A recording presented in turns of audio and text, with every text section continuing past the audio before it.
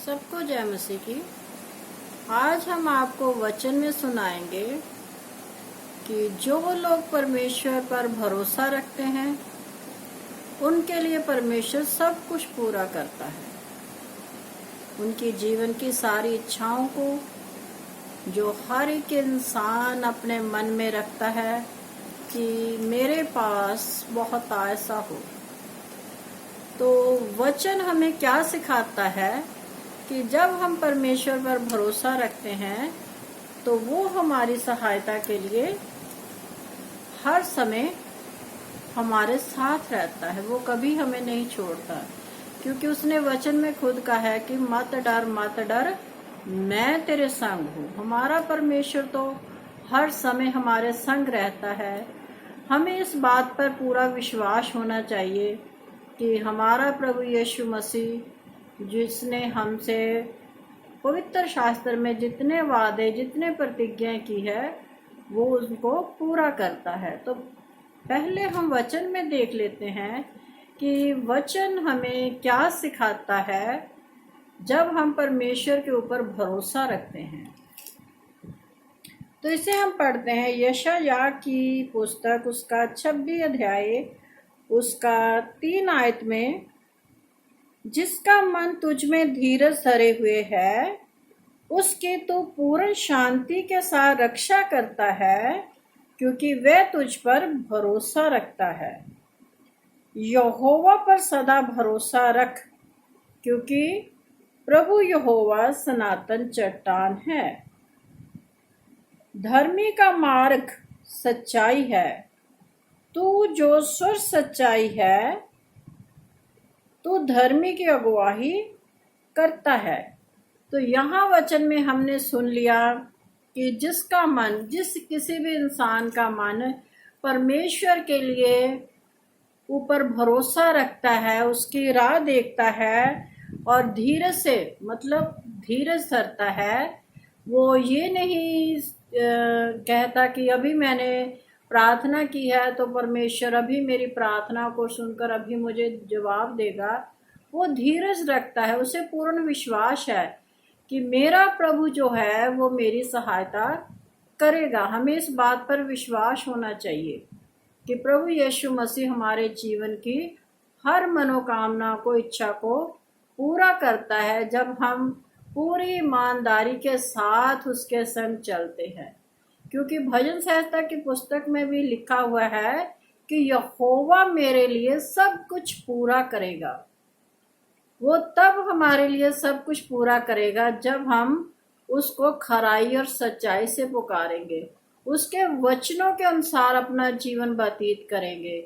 ये नहीं कि आप वचन तो पढ़ते नहीं हैं और ना वचन सुनते हैं, और जो लोग सुनते भी हैं वो वचन के अनुसार अपना जीवन व्यतीत नहीं करते और एक झूठी आस उम्मीद रखते हैं कि प्रभु हमारे जीवन की हर एक मनोकामना को, इच्छा को पूरा करेगा।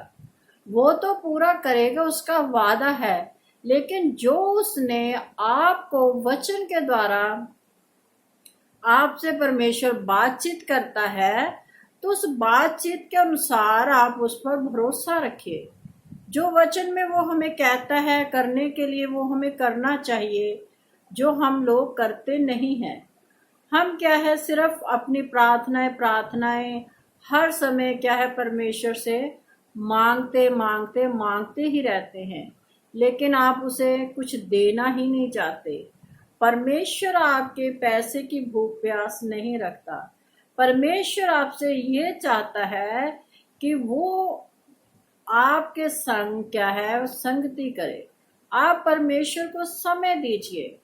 जो आज बहुत से लोग परमेश्वर को समय नहीं देते तो फिर कहते हैं कि हमारी परमेश्वर सुनता ही नहीं है। जब आप परमेश्वर से बातचीत ही नहीं करोगे तो वो आपको कैसे जानेगा कि मेरा कौन सा बेटा या बेटी मुझे पुकार रहा है। और वचन में भी लिखा हुआ है कि तू मुझे पुकार कर देख। क्या आप परमेश्वर को पुकारते हैं? क्या आप अपनी आवाज को परमेश्वर तक पहुंचाते हैं? क्या आप परमेश्वर के साथ संगति करते हैं? क्या आप हर रोज प्रार्थना में बैठते हैं और प्रभु से बातचीत करते हैं अपनी ज़िंदगी के बारे में, अपनी ज़रूरतों के बारे में उसको क्या बताते हैं? नहीं, क्योंकि आप अपने दुनियावी कामकाज में इतना फंस चुके हैं कि आपके पास समय ही नहीं रहता। आप सिर्फ संडे में चर्च जाते हो, वो भी महीने में 1 या 2 बार। तो ऐसा करने से आपको कौन सी बरकत आशीष मिल जाएगी?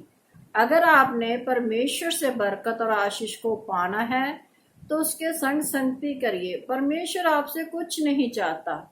वो चाहता कि जैसे दुनियावी माँ बाप भी यही चाहते हैं कि उनके बच्चे उनके संग रहे, उनसे बातचीत करें, अपने मन की सारी बातों को उनको बताएं, तो वैसे ही परमेश्वर भी चाहता है कि हम परमेश्वर के संग रहे, उससे बातचीत करें, उसके वचन को शेयर करें एक दूसरे के साथ बैठकर। ये नहीं कि जब आप इकट्ठे हो तो यूं ही इधर उधर की बातें करने लग जाओ, गप्पे लगाने लग जाओ। इससे अच्छा है कि जब भी आप किसी के साथ बैठो तो उसको परमेश्वर के वचन के द्वारा सिखाओ, ताकि उसका हृदय भी बदले। अगर आप खुद ही वचन को नहीं जानते, खुद ही वचन को नहीं पढ़ते, तो आप दूसरे का जीवन को कैसे बदलोगे?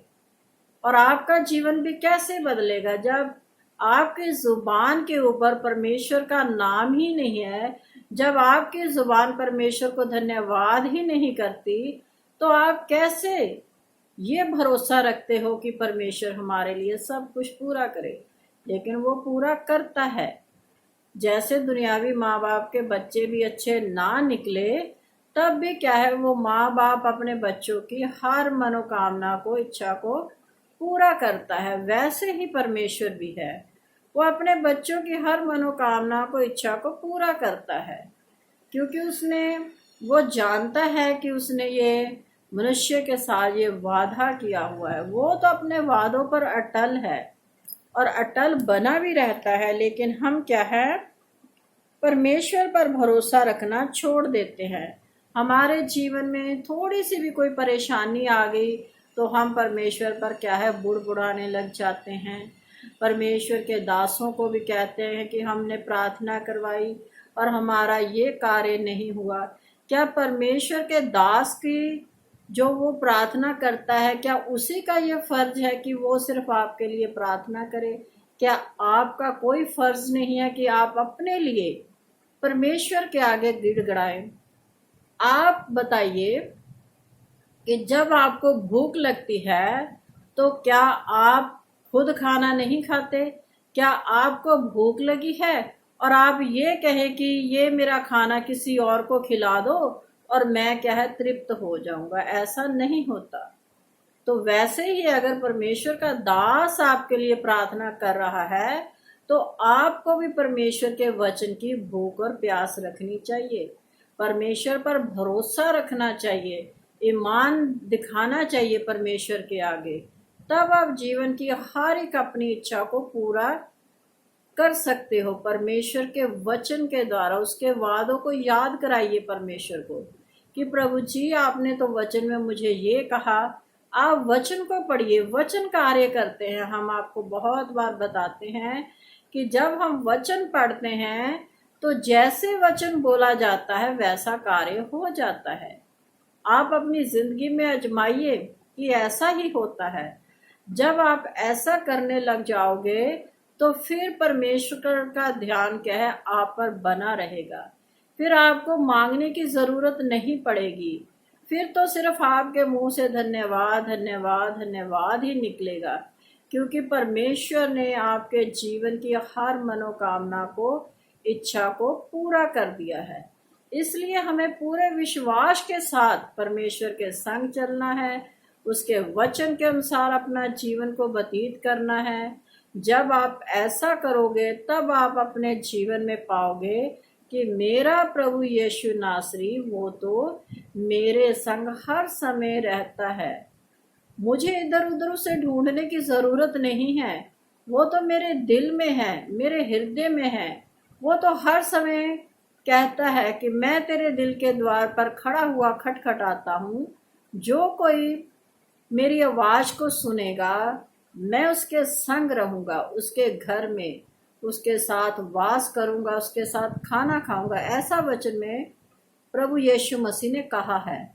तो आप अपने हृदय के द्वार को खोलिए परमेश्वर के लिए, ताकि परमेश्वर आपके हृदय में वास करे और परमेश्वर के संग संग आप चले और जीवन में बहुत तरक्की को पाए। सबको जय मसीह की। आपको अगर ये मेरा वीडियो वचन का अच्छा लगता है तो आप इसे लाइक कीजिए, शेयर कीजिए, सब्सक्राइब कीजिए, अपने बहन भाइयों के साथ मिलकर ये इस वचन को फैलाएं।